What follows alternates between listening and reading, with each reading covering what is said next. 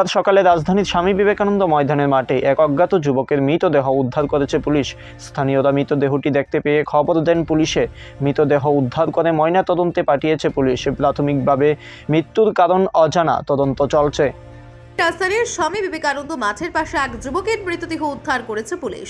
স্থানীয়রা প্রথমে মৃতদেহটি দেখতে পান এবং সঙ্গে সঙ্গে পুলিশকে খবর দেন। পুলিশ এসে মৃতদেহ উদ্ধার করে ময়নাতদন্তের জন্য হাসপাতালে পাঠিয়েছে। প্রাথমিক তদন্তে জানা গেছে মৃত যুবকের পরিচয় এখনো নিশ্চিত করা যায়নি, তবে তার শরীরে আঘাতের কোনো চিহ্ন না থাকায় এটি স্বাভাবিক মৃত্যু নাকি অন্য কোনো কারণ রয়েছে তা খতিয়ে দেখছে পুলিশ।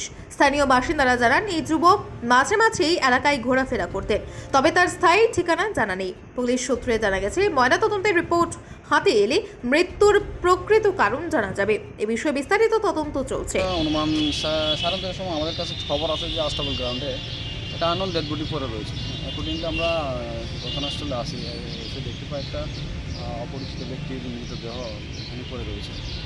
তো আশেপাশে জিজ্ঞাসা করলাম যে ওনাকে প্রায় সময় আস্তাবল গ্রাউন্ডে এবং লেকসমুনিতে দেখা যায়।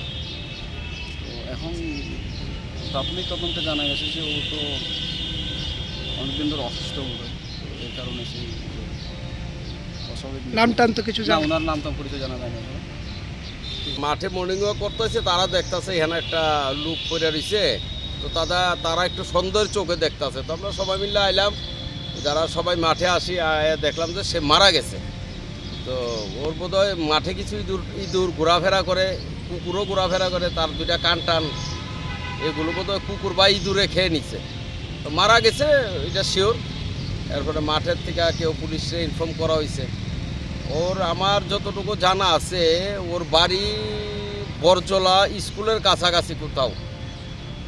সে ওইখান থেকে আমি দেখছি ওই দিকের খুব অনেক লোক লেকচুমনি বাজারে বাজার করতে আইলে তারে অনেক সময় দেখতাম 20 টাকা 30 টাকা 50 টাকা দেওয়া যায়। সে ববগরের মতো লেকচুমনিতে ঘুরে এইখানে পড়ে থাকে, এখানে মাল খায়, রাত্রেবেলা ওই দোকানে বারিন্দাত, ওই দোকানে বারিন্দাত ঘুমায়। তো কিছুদিন ধরে মাঠে ঘুমাইতেছে 2-3 জনের ভিতরে একজন আছে আর কি। আজকে সকালে তো মারা গেছে, এখন পুলিশ আইছে, লাশ লিয়ে যাইতেছে। নামটা কি? ওর নামটা জানা বড় মুশকিল, ওর নামটা কেউ করতে পারতেছে না। কিন্তু বাড়ি বরজলা স্কুলের পাশে একটা মণিপুরি বস্তি আছে, ওইখানে তার বাড়ি, এতটুকু আমি জানি। ঠিক আছে।